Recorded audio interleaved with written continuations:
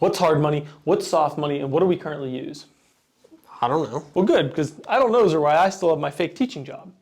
When discussing the financial system, we want to first begin with the basic principles of money. We currently use a soft monetary system, and hard money is rarely discussed. Think of hard money as money that's hard to inflate. Now, this doesn't mean impossible, and this is a spectrum of some money being harder than others, with no clear dividing line. Although I believe a true hard money would have a fixed supply, as in nobody could make more of it. But just being difficult to make more, like mining gold, does classify it as hard money. Does that make sense? Yeah, so hard money is hard to inflate, while soft money is easy to inflate.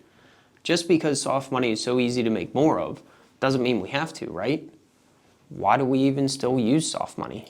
That's a great question, and let's take a little history detour to learn where our current system comes from.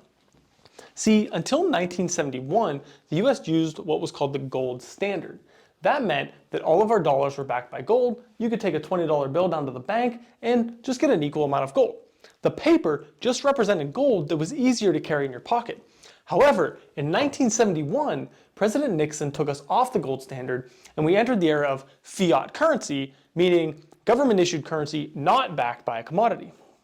Since the dollar wasn't backed by gold anymore and only backed by the word of politicians, known for their trustworthiness and lack of corruption, the government could easily print more money. Okay, so hard money was the norm. I don't understand. Why would we trade money that was hard to inflate for money that's easy to inflate? Is it really that hard to understand? Printing money is a great way to get more money if you need it. Imagine politicians making a costly mistake or promising big things to their voters. It can be really easy in the short term to cover those up or fulfill those promises by just printing more of that money. This has kind of worked in the past because the effect is delayed. The government's been able to kick the can down the road because they have that power of printing money. However, all fiat currencies that have ever existed have become worthless. I get it. So politicians use this as a band-aid so it makes them look good so then they can later get reelected. Yes, except for under that band-aid, an infection is forming. It's just covered and difficult to see. Wait, so in a soft money system, everybody's money is being worth less and less because even though they have the same amount in dollars, they have a lesser percentage of all the money in existence. Yes, that's exactly how you should think of it. With hard money, your purchasing power should stay the same or increase because you own roughly the same percentage of all the money. Okay, that makes sense, but why is inflation so high right now? Great question. Well, you have to remember that governments can print more money, but they don't have to do it all the time.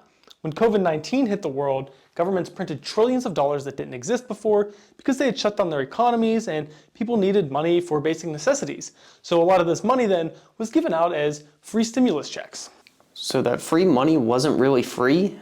Inflation just delayed the payment? Exactly. While it seems like people got more money right now, it actually just made all their money worth less than before.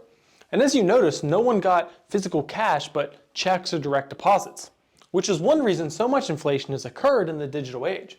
Money doesn't even need printed anymore. It just gets added to your account. Wow, that seems like it could cause more problems down the road. What can solve this? That's great that you're starting to think about possible solutions. I am a firm believer that Bitcoin is currently the world's best solution to fiat currency. It's important to realize that Bitcoin isn't just a new form of money or some internet coin, but an entirely new way to run the monetary system. And I know that it's scary to think about a new system coming into play, which is exactly why I'm teaching this class. I want to start teaching people how these systems interact so that they can prepare. How does Bitcoin do this though? Well, that's what the whole class is going to be for. We're going to continue tackling this bit by bit, or should I say block by block. But if you want to continue your financial education, just make sure you click on the video on the end screen.